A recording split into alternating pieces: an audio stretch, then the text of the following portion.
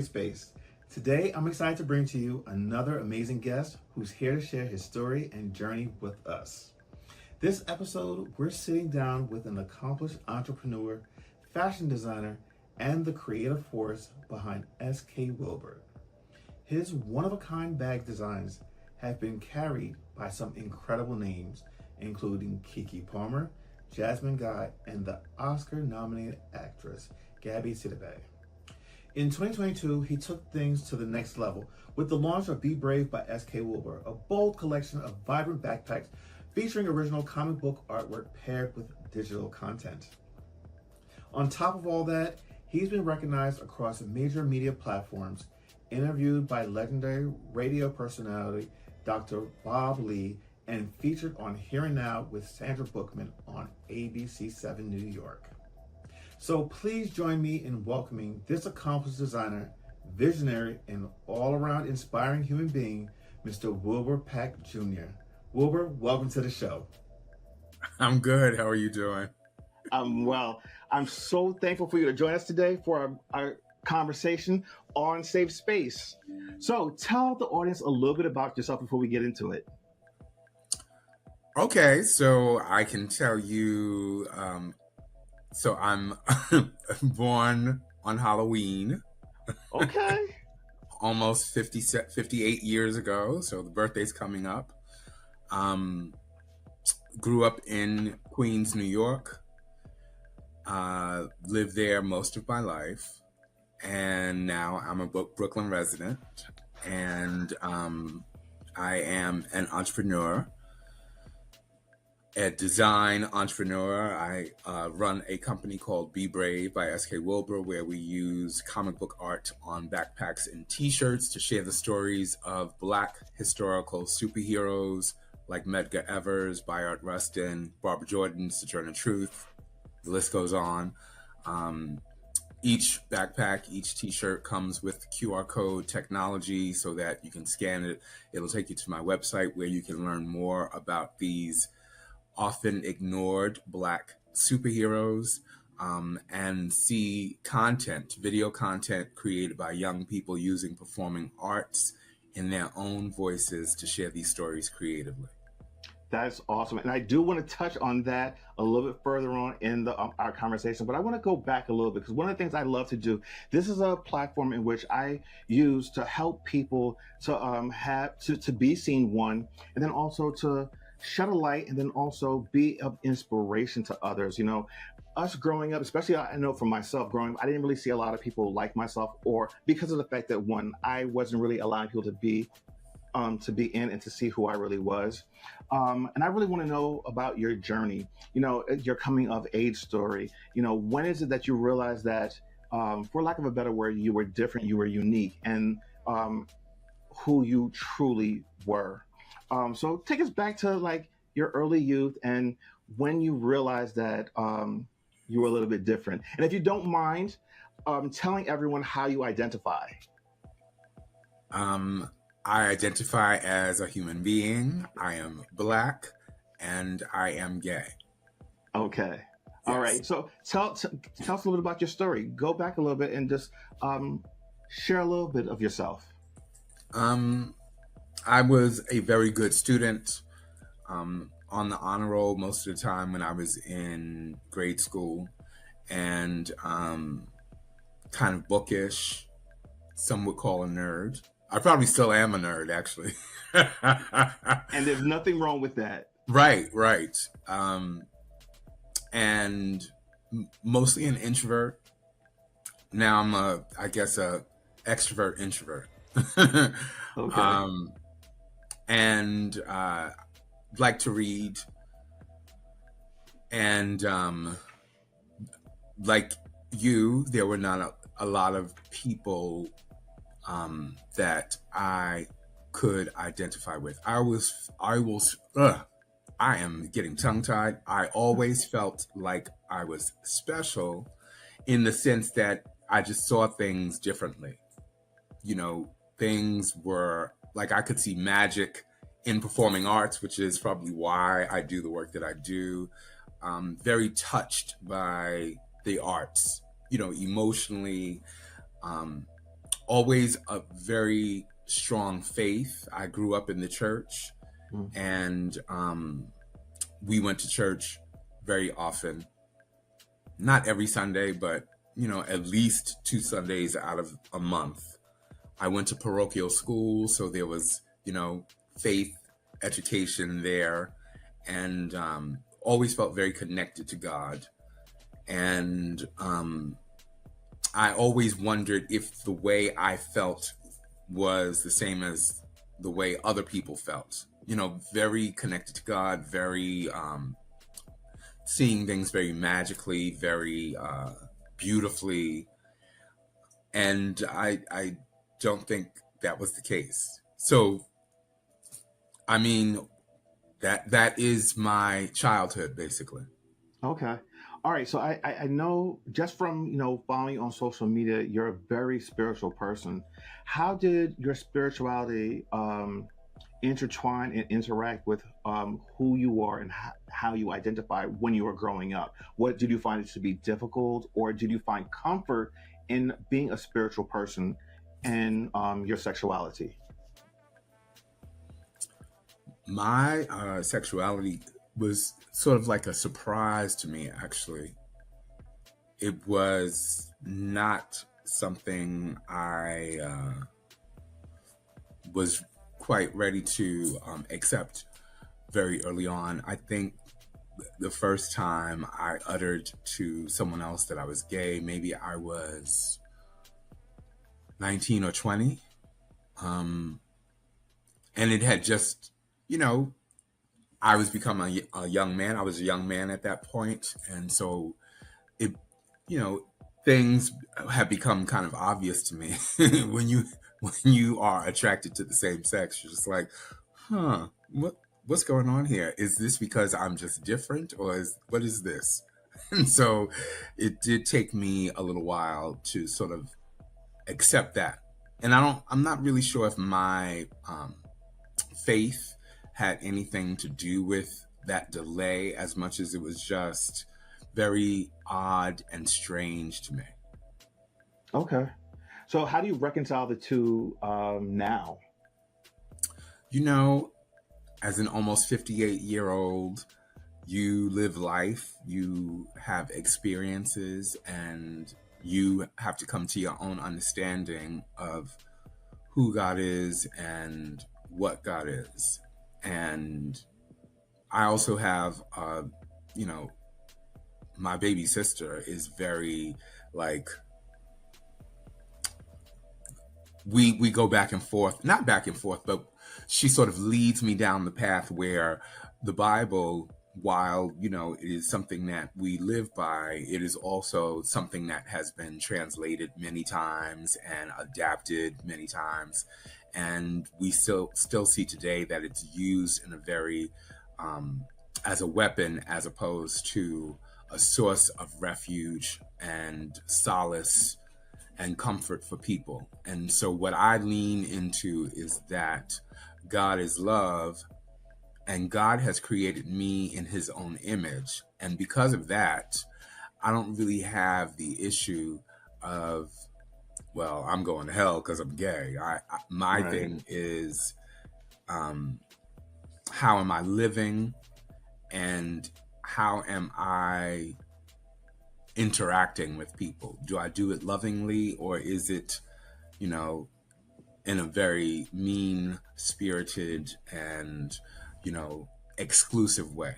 Because I think the kingdom is for all of us. It is not something that is exclusive. It's not like we're waiting on a velvet rope to be accepted by Jesus. He takes us the way that we are. Absolutely. And one of the things that I always talk about is that look who Jesus was hanging out with. Jesus was not hanging out with people like, I want to say, the Pope or Oprah Winfrey. He was hanging out with thieves. He was hanging out with prostitutes. He was hanging out with cheaters.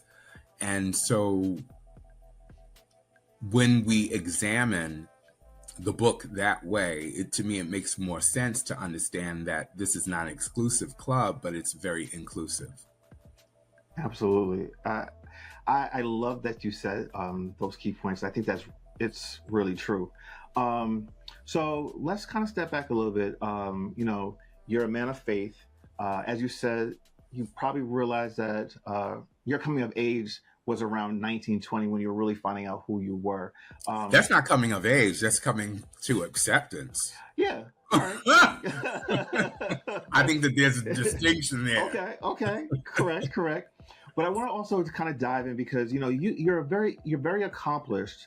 You've done a lot of things in your life, but then also you are married, and I'd love for you to talk about that because here's the thing.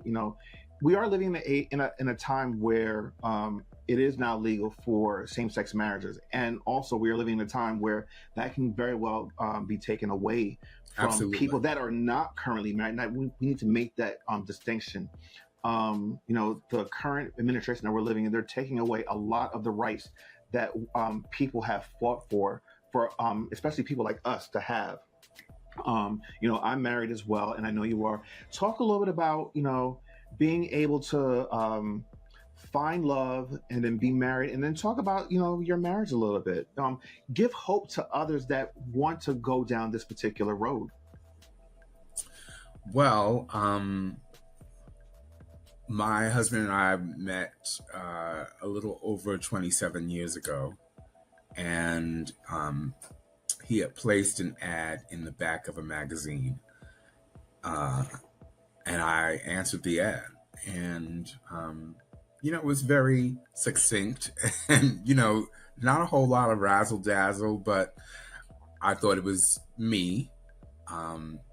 He was looking for adventure. He was looking for someone who was looking for something permanent, a little more permanent. And when I met him, I was not sure if he was the one, because he's considerably older than me. And I think the maturity of the relationship, or the kind of relationship, was very different from what I'd experienced in the past. But here we are, almost 28 years later, and so Wow. something went right. Something and was something there. continues to go right. Absolutely. I feel like I'm very blessed to have been lucky enough to meet him, because things are messy. Things are not glossy and fabulous and spit shined and sparkling. Things are messy, and my husband has always been there for me, and I'm always here for him. And I like him. Not only do I love him, I like him. Which is important. Smart, and he's funny, and he's kind and thoughtful, and an incredible human being. And I learned to be a better person by his example. Mm. Yes. And so I think that when we are looking for a mate, we're very obsessed with, looks and the kind of job the person has, and, their position in the world and those kind of things. And we might overlook or might miss out because we're too busy looking at that stuff instead of the stuff that really matters, which is, compatibility and kindness and thoughtfulness and that kind of thing. Absolutely. It's really a blessing when you can find that special someone, that your soulmate, the person you are meant to be with. And then when you guys can rely on one another and teach and learn from one another and just make a beautiful life for one another. And I love that you highlight that in some of your social media posts, because I think it's really important for community to see that there are people out there that can have successful relationships and have lifelong relationships. and be successful at it. So with that, I commend you. And you know, you're one of those people that your relationship I look up to, because you're doing it and you're living life. You know what I mean? It's really Right. it's important to see that, you know. And I think it's really important to see same-sex marriages being able to do that. You know, I think we're bombarded with heterosexual relationships a lot of times, and sometimes you just want to be able to see yourself. Representation matters. It might sound Absolutely. cliche, it might sound overstated, but it is so true. Representation matters in every form to be seen. So Yes. with that being said, I want to kind of dive a little bit more into like because you're a very successful entrepreneur. You started. Why do you laugh? Because I don't see it that way. Well, listen. Let me tell you The something. struggle is real. Listen, I get it. I get it. As an entrepreneur myself, it's hard. It's not easy. And I think that when you do something, and even if it's not as successful as you want it to be, when other people look at you, you give them inspiration. So back in, I don't remember exactly what year it was, but you had started SK WiLBUR. Was it 1997 or what was it? Yes. Okay, 1997, you started SK WiLBUR. Talk a little bit about that journey and how that came about. And I know, talk about your creative process, and then we'll kind of get into some of the more prominent stuff of doing SK WiLBUR. Sure. SK WiLBUR, I launched it in 1997 because I could not get a job in the desired field I wanted to be in, which was fashion design. And I said, well, and I was very scared. I was very, very reticent to start that journey because it just seemed so out of reach to me. I had never worked in fashion design. I'd gone to school for a little while, taken a few classes, but it was never like when you look at my resume, it's very bare with previous work. And because it was impossible for me to get a job in the industry, I decided that I was going to create my own job. And that's how I ended up launching SK WiLBUR. And I launched with made to measure women's clothing. I did a runway show in my apartment at the time. Okay.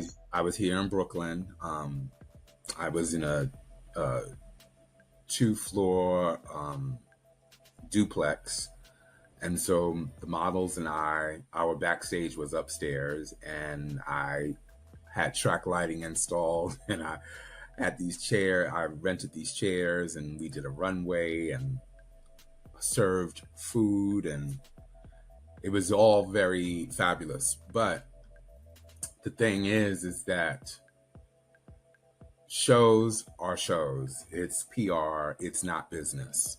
And for 16 years, I pursued women's wear. And I had some highs. I mean, I was on television and I was in the news and it all looked really fabulous, but I wasn't making any money. And so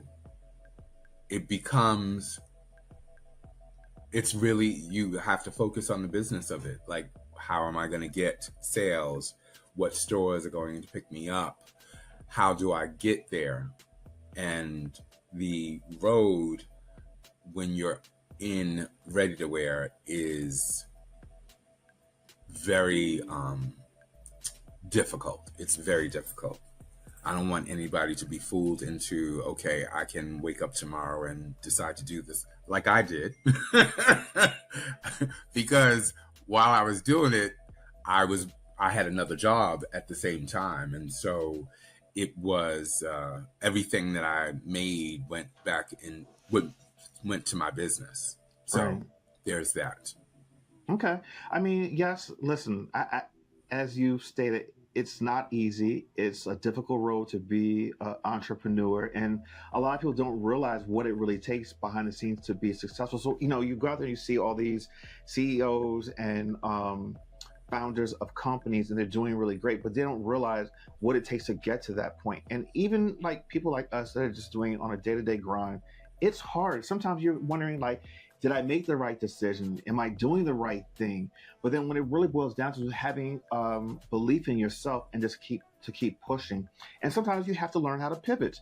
And you know, I think that you've been able to do that a little bit. But before we even move to your pivots, let's talk about, you know, you were doing some designer handbags and you actually have had some really high profile clients that have been that have your wares. Keke Palmer, Jasmine Guy, and Oscar nominated actress Gabourey Sidibe, you know, wore your stuff on red carpets and have been photographed with your stuff. So, you know, you've been seen. Well, that was the pivot actually. When I pivoted to bags. I pivoted to bags, and I made them myself, and that was a lot of hard work too.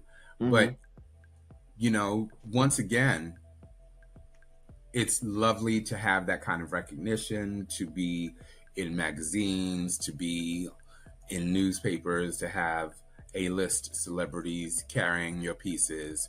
But you still got to worry about how am I going to make money? Yeah. I hear that. Yes. So, you know, I always say, you know, a photo of me and Keke Palmer and a quarter will get you a call. That's what we used to pay back in the day when there were phone booths. But, you know, it while people see it and just like, oh, wow, that's really cool. That's great. Blah, blah, blah. That's great. But are you going to buy a bag, boo? Because I need to make some money. I need to be able to pay my rent. This is very true. Very true. Right. All right. So after doing the designer bags and celebrities seeing your work, you've also even pivoted and you created a new brand called B.Brave by SK WiLBUR. Talk a little bit about that and what this new business entails and why it's so important to you. So I was actually working on the SK WiLBUR bags when I decided to launch B.Brave by SK WiLBUR. And what had happened was, in my old job, I'd met this gentleman, and he is, you know, in the world of business. And he reached out to me. It was early part of the pandemic. And he said, I have a friend who owns a elite luggage brand, and he is having a hard time right now because if you remember, we were not traveling during the pandemic. You couldn't go anywhere. And so he thought that my funky urban sensibilities married to this elite brand might render something exciting and different and interesting, because most of his clients look like this, mm-hmm. and most of mine look like this. Mm-hmm. And so this was a way for him to expand his product offering, offer something different. And so when he approached me, it was all very quick. I was like, I got the perfect idea, because I had always loved comic book art from the time I was a kid. I would read Marvel comics, DC comics. You know, Wonder Woman was my favorite. That's how you know I was a little gay boy. I love the colors. And when I went to college, I took my first Black Literature Studies course and started learning about all of these amazing, accomplished Black people who had done really notable things, but I had not learned about in my early education. And while I was really excited and I felt empowered and validated as a Black person, I felt also disappointed because I wondered why I had not learned about people like James Baldwin and Marcus Garvey, you know, earlier. And so when this opportunity was coming my way, I said it would be so cool to combine history, Black history, with comic book art into a bag. And my concept was then, and is now, you can buy it at BeBrave, backpacks.com, is to use comic book art that is exciting, vibrant, that empowers young people and our other community members. I carry my backpack all the time. By sharing these stories and sharing art, because remember, like I said, I was always into performing arts. I always thought that to reach people, performing arts is a powerful vehicle, because it makes you think. It comes to your heart and your spirit, as opposed to, if you're a racist, maybe it will soften you a bit. At any rate, that is how I ended up starting Be Brave by SK WiLBUR. Last year, I closed SK WiLBUR down after 26 years. It had done everything it was going to do, and now my focus is solely Be Brave by SK WiLBUR. Okay. All right. So who or what inspires your designs, and how do you translate that inspiration into something tangible for the audience? So I'm inspired by history. I'm inspired by people like you, like me, everyday people. I'm inspired by, neighbors and friends. And of course, I'm inspired by the people whose stories I've picked up the torch to teach people about. And so always that.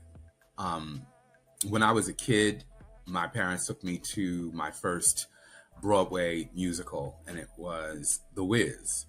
And that always remains an inspiration to me because the costumes were magnificent. Jeffrey Holder had designed the costumes, and they were colorful and vibrant. And the story was, the Wizard of Oz, but from our point of view. And so that always inspires me. And so it's not one thing in particular, it's many things.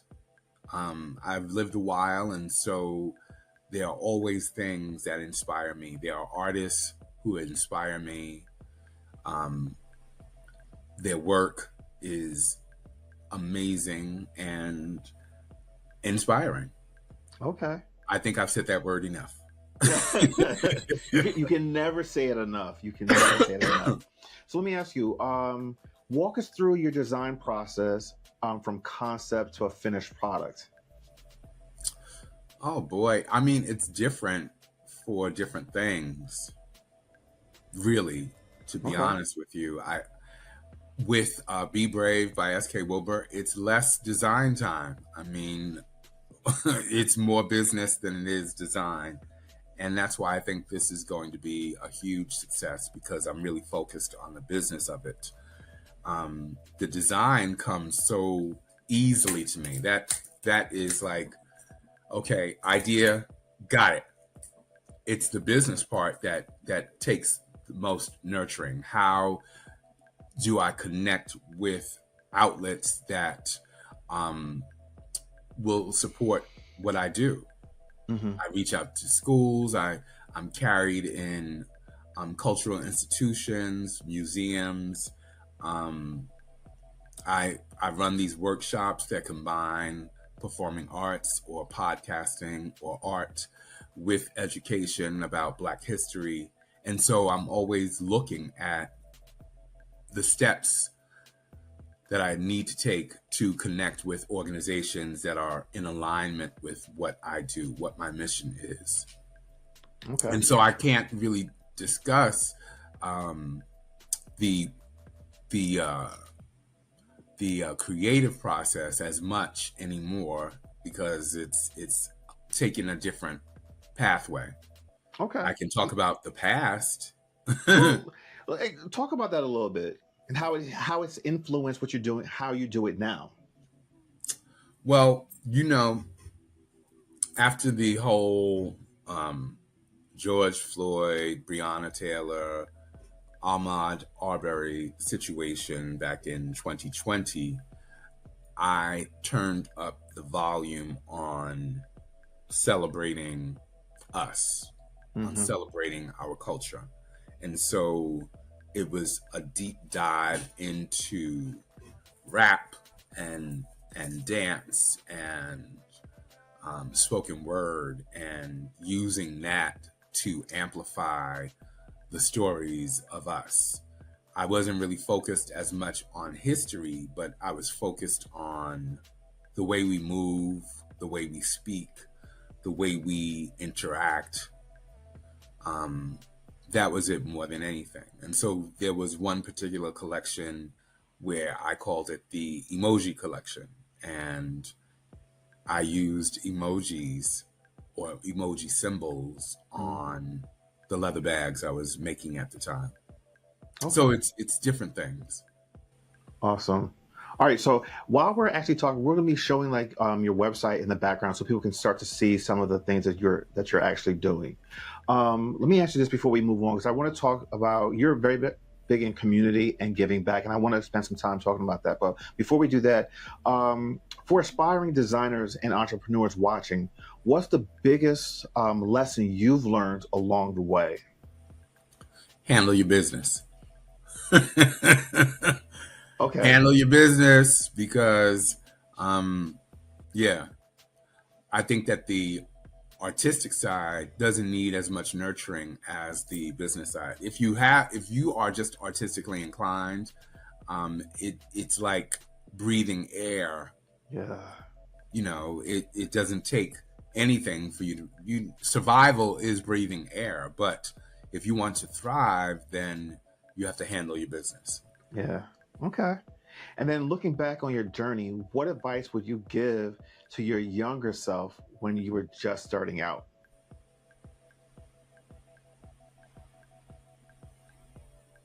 That's a very good question. Take a moment. Think about that. I would say,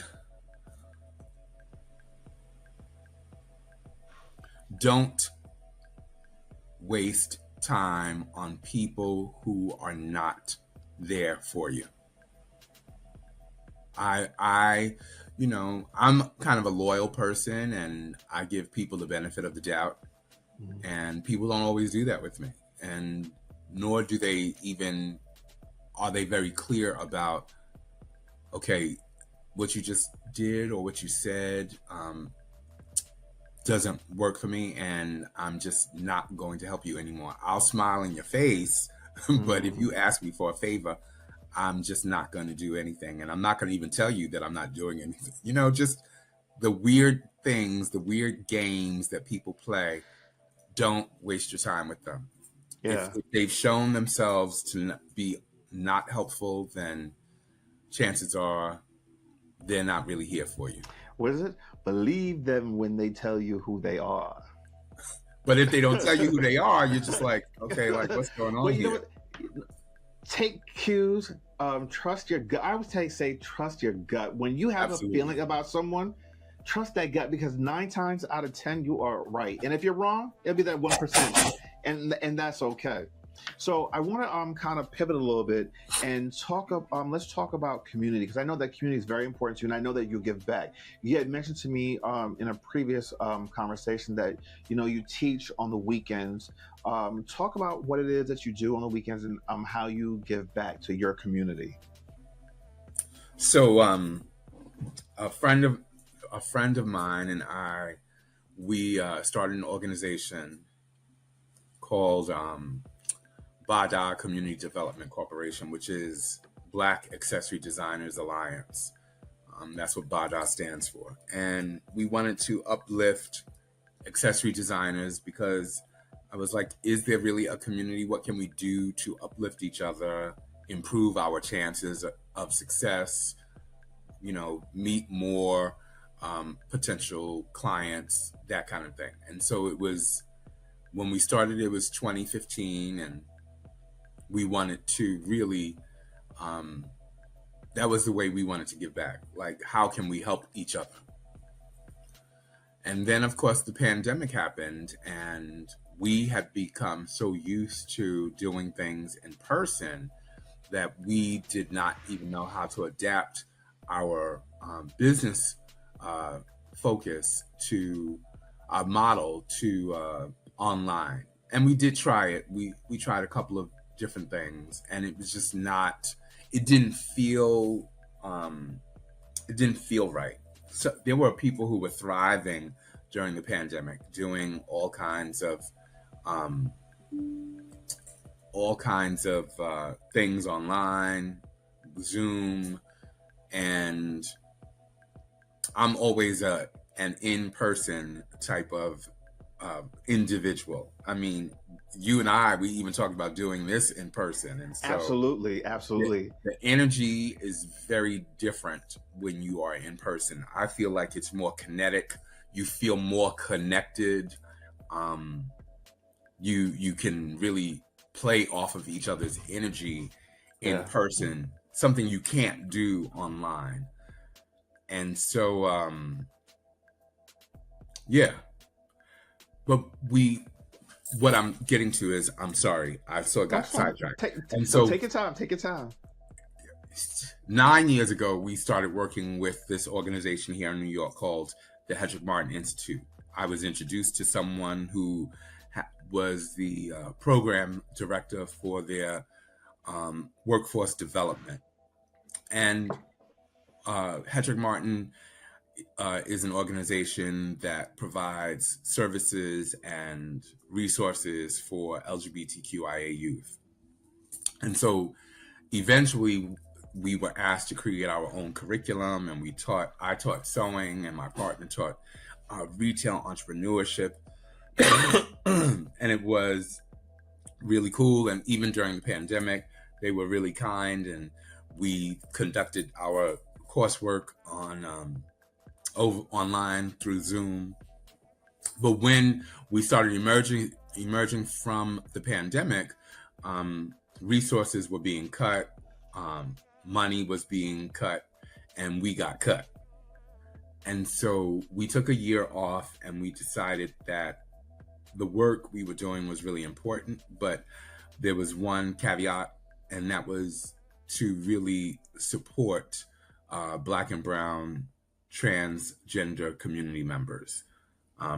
There were news reports that Black trans women were being murdered during the pandemic at alarming rates, and I was just, really touched and moved and angered and saddened by those kinds of stories. And I said, well, why don't we do something? Why don't we move the program into supporting that part of our community? And so we run a cohort from October to March on Saturdays at the Brooklyn Community Pride Center here in Brooklyn.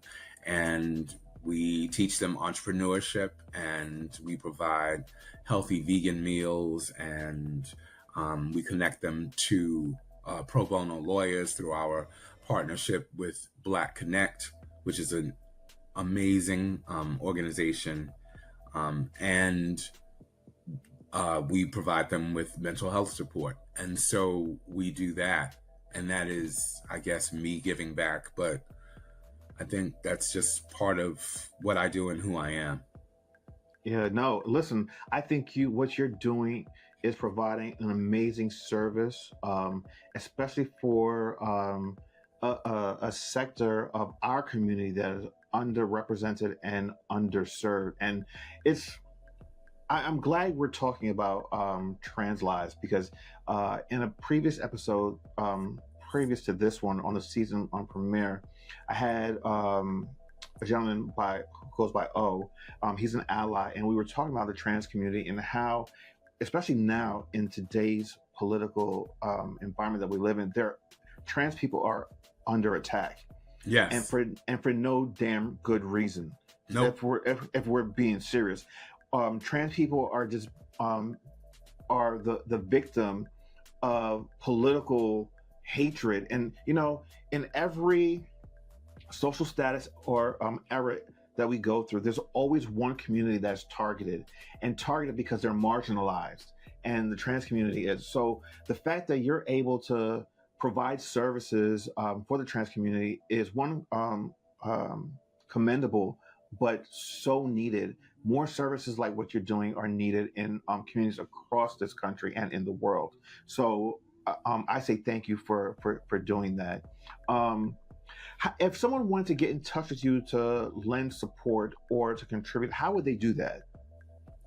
They could email me at thebadaorg@gmail.com. That's THEBADAORG @gmail.com, or go to our website, www.badaunite, BADAUNITE.org. Okay, awesome. And we're going to make sure And that I also want to say that our funding, we did not get our grant. And so our program is at risk right now of not happening. Okay, so if people want to contribute, they can go to the website you said, and then you can get in touch with you or your partner to maybe contribute towards funding. Okay, awesome. Yes. Before we leave, Wilbur, what words of wisdom can you impart on the people that are watching us here today? I think there are a few things I would say. Live your life. Live each day as if it's your last. Be grateful. Do the things that you want to do. Do the things that you love to do. Be with the people that you love the most. Just don't take anything for granted. I know that's difficult to do, but it's really important that you live your life that way. As a kid, I think I was scared to do a lot of things because I was very unsure of the outcome. But I think that when you live that way, you deprive yourself of a lot of joy. And so you want to live each day very joyfully, living your purpose, and loving the people that you love. Yes. Okay. Wilbur, thank you so much for joining us today and sharing your incredible journey. It's been inspiring to hear about your creativity, your challenges, and how you've turned your vision into something that's making waves in the world. I hope that people walk away from this experience and hearing your story, feeling encouraged and being able to just go out there and live their best life. Thank you so much. Now, before we go, let people know where they can find you. Oh, you can find me at so many different places, but if you want to email me, you can email me at BBRAVEBACKPACKS @gmail.com. That's BeBraveBackpacks@gmail.com, or thebadaorg @gmail.com. That's THEBADAORG @gmail.com. You can go to my website, BeBraveBackpacks.com, or badaunite.org. And you can find me on Instagram, BeBraveBackpacks, or badaunite. Or you can even find my personal Instagram, SK WiLBUR, because that's where I live. I'm on TikTok, Be Brave Backpacks. Yes, if you really want to find me, you can find me. Okay. And listen, all that information is going to be down below in the description. All you have to do is click on them and be taken to wherever you want to find Wilbur. So listen, thank you guys for joining me for another episode of Safe Space. Of course, before we get out of here, we have to take care of some business. Make sure that you like this video, you subscribe to the page, and then also hit the notification button so you can get notified every time we drop a new video. And then of course, you can find me on social media at constantly_changing4me on Instagram, on Blue Sky, on Threads. And of course, you can find me here on the IndieSoup Network and on my YouTube channel, Constantly Changing for Me.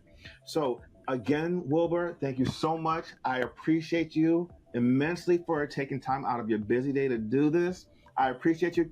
I do wish we could have done this in person, but time frame and all the recordings, it just didn't work out. But we'll meet up in person and definitely hang out and do something. Yes. So until next time, everyone, take care of yourself and take care of others and maintain a safe space. Thanks, everybody. See you next week. Goodbye. Bye. Thanks for watching us here on Indie Soup Media and also on Constantly Changing for Me. Don't forget to like, to subscribe, and hit the notification button. And we'll see you guys here next week.